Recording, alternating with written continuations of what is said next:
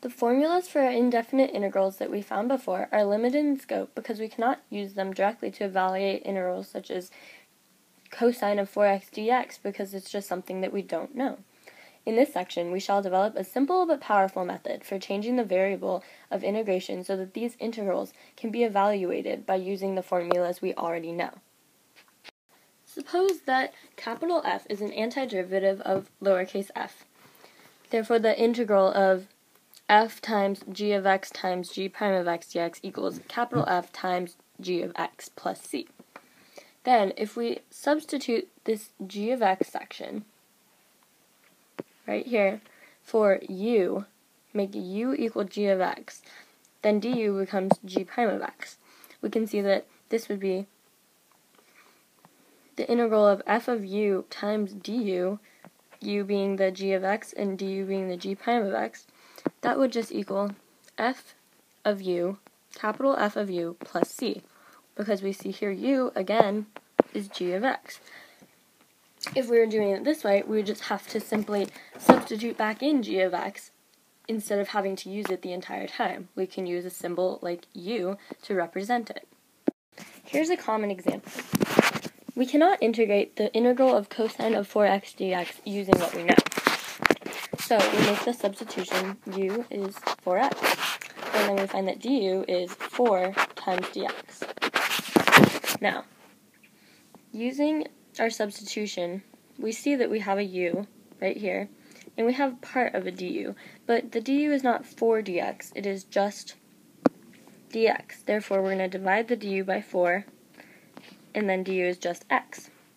Now, substituting in, we can write this as 1/4, because we divided it, the integral of cosine of u times du.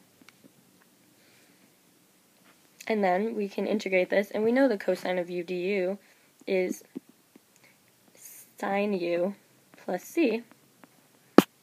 And we bring down the 4th, because we substitute that in, so we cannot get rid of it. And then we get that the answer, when we substitute back in the u, is 1/4 sine of 4x plus c.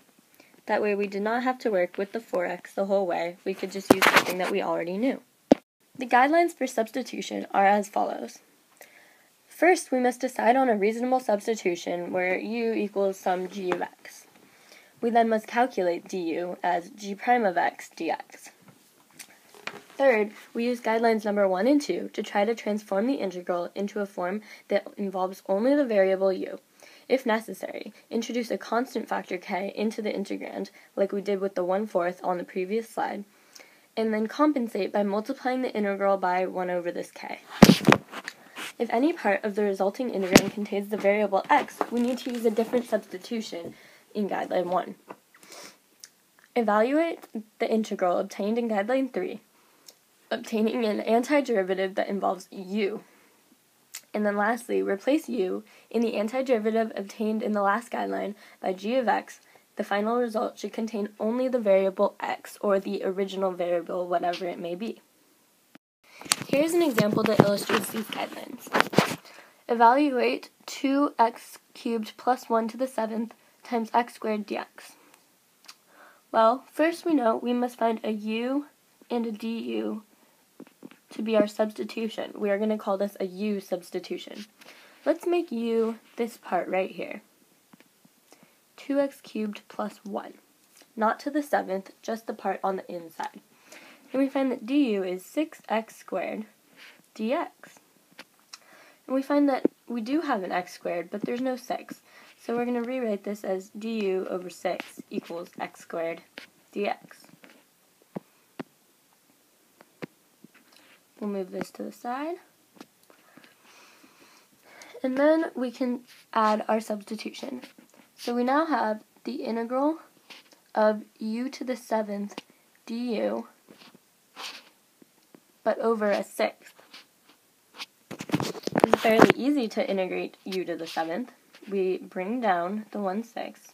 Then u to the 7th is u to the 8th, but over 8, because we don't want there to be an 8u to the 7th. We want it to just be u to the 7th, plus c, because we cannot forget our constant.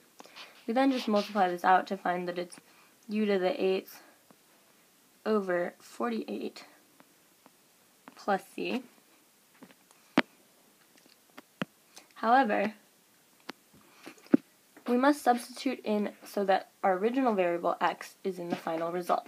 So our u was 2x cubed plus 1 to the 8th over 48 plus c.